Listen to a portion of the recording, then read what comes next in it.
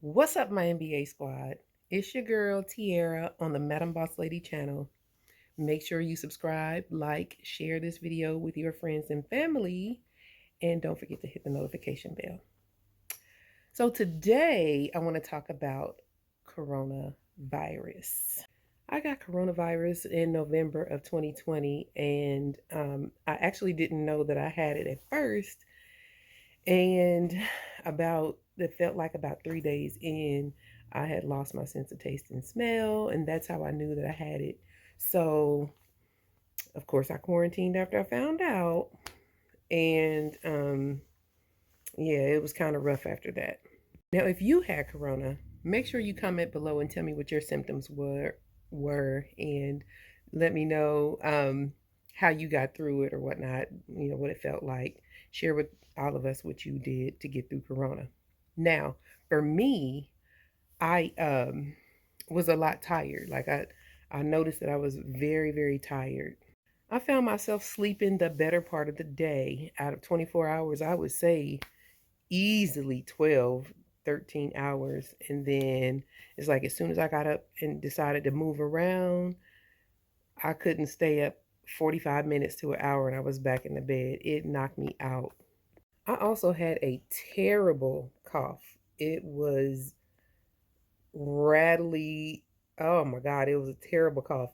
And it lasts, I mean, it's actually still going on, but it's not as bad as it was when I had corona. But this is the aftermath, where it's you still cough and all that other stuff. That was it was pretty bad. I actually thought I had an asthma attack, but it wasn't. It was still the coronavirus. I did a lot of sneezing. Man, it was bad. I did a lot of sneezing, sleeping, coughing, headache, a little bit of a stomach ache. But saying all that to say, that it wasn't horrible, and I've never had the flu, so I can't really compare it to the flu. But it felt like I had maybe it felt like it could have easily been like sinus infection or something like that at first, and then after a while, I knew what it was. Now I know that many people had this disease, and a lot of people didn't make it through it. So I'm not necessarily highlighting the fact of my symptoms or whatever. It's just me sharing, because I'm able to share, and I'm actually still going through a lot of the symptoms that many months ago. I don't know, it's what, about 6 months ago. And I'm still going through a lot of the symptoms. Like, I have really bad headaches right now, and I've never been one to have a headache, but really bad headaches right now. I have stomach ache still have really bad coughing fits. Um, a lot of the symptoms are still going on. Now, if you had corona and you still have symptoms, let me know in the comments below, because I've been speaking with people who had it, and I mean, quite a few people have said that they had, different symptoms long after the disease is gone. And from what I understand, that's called long haulers disease or whatever, long haulers symptoms from corona. And what's crazy about that, there's not a whole lot anybody can do about it, simply because there's no specialist, there's no doctor. Who do you call, for these type of issues? However, a lot of times it really stops you from moving forward with your life. Like, you can actually think that that you can go on and move forward, but real talk is that you, like me with my headaches, I cannot go day to day with a headache like I have. Like, I've never had migraine, so I don't know what a migraine feels like. But when I describe it to people and when I describe it to my physician, it sounds like a migraine. And again, I never had migraines. So what do you do? And then from what I understand, people who do have migraines, they don't know, they don't control their migraines either. So these headaches, I just wait them out. If I don't feel like getting up and my head is hurting that bad, I'll be asleep, just because it's, what more to do? So the more this became an issue, I decided I would switch doctors and see if there was a different physician who could Who knew anything more? So I looked into my network and found another physician, and I had a visit with her, and she did uh, actually try. And I'm not saying she didn't succeed. I'm just saying we are still trying to try to figure out what's going on and how to remedy this. The first thing she did was she went through and had me do blood work and try to figure out what was abnormal.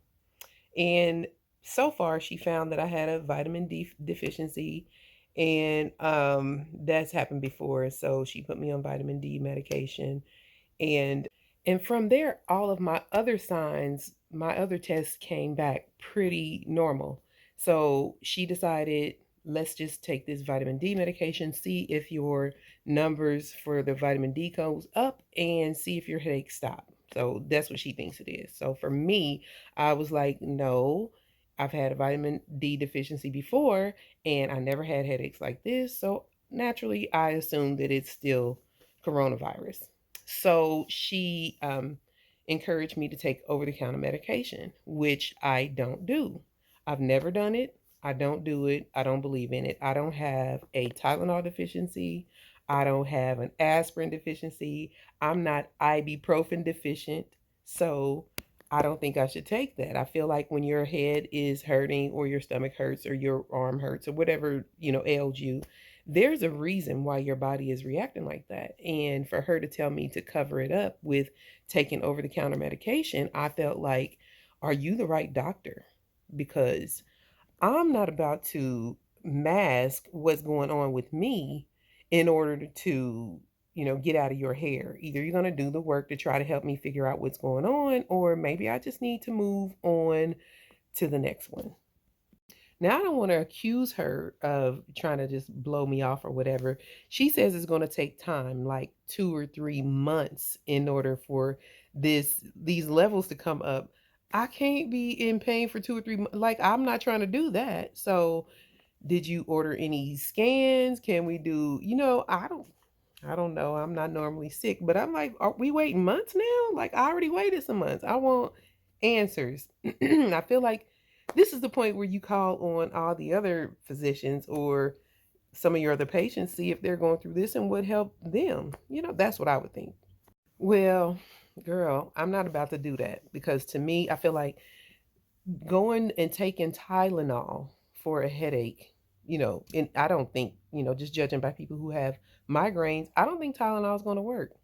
I don't know. I don't take Tylenol, but I don't think it will.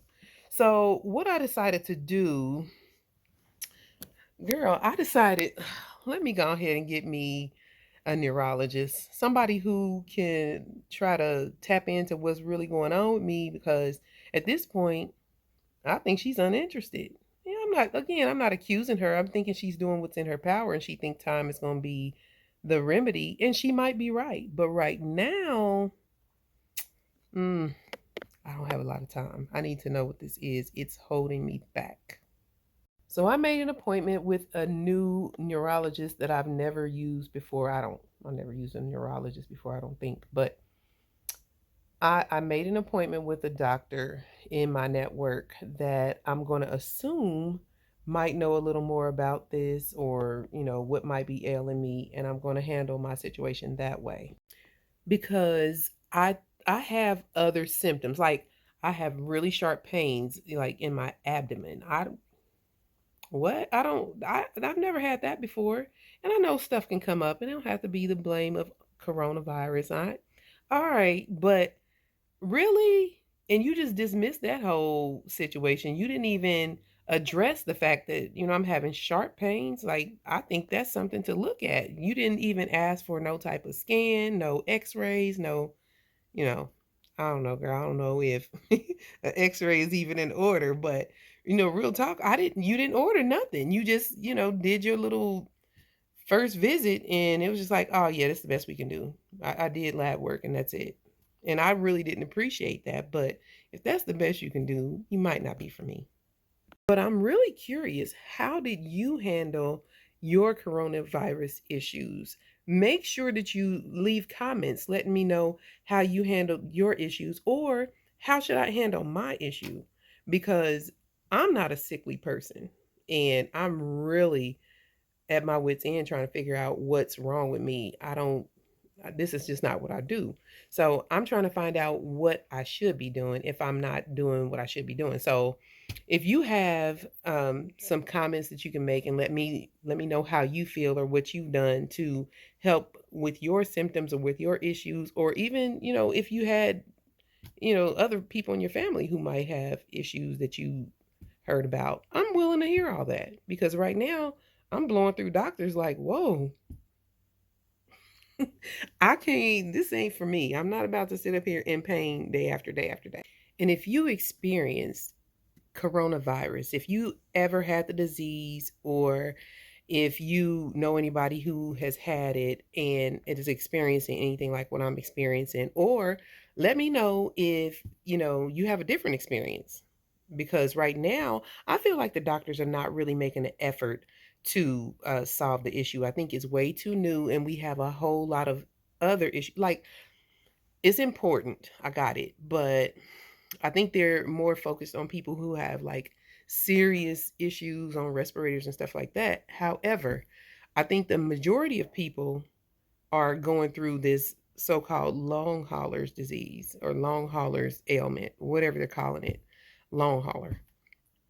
I feel like, um, granted, everybody's situation is different, but this is still important. I don't like the fact that they blew me off in so many words. They really did blow me off like it wasn't important or this is the best we can do. I know that somewhere in this country, somebody is really trying to handle the people with long haulers, ailments. So I'm at the point now where I'm willing to hear what you might have to say, what your issues are, and if you went through Corona, what happened with you. So thank you so much for watching my video. Make sure you like, share, comment, subscribe, and you will see me in the next video.